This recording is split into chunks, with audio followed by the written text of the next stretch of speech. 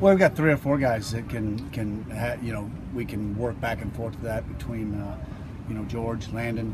You got Kyle that can switch over both sides.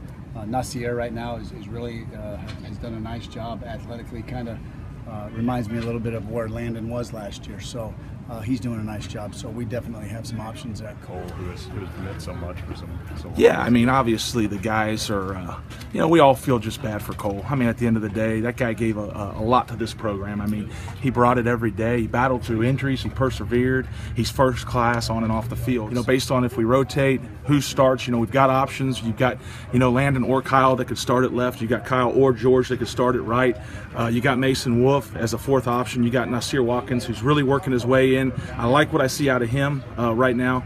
I think it's very comparable to where Landon was this time last year, with Mosier. I think he's doing some really good things. So everybody's just got to elevate their game. Are you confident that Landon can step in right away and be able to take those? Sure, he's gotten game reps. He's played in the SEC. We've won games with him, so I'm confident. I'm also confident Kyle could go over there and play at left.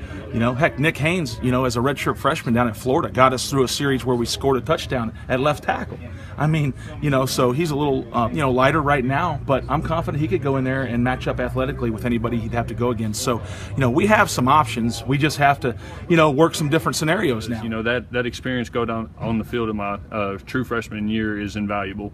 And, it's a big difference between coming off a redshirt season and just developing your body and not being able to get that actual game time experience and seeing the looks and seeing the action and the guys you're going to go against.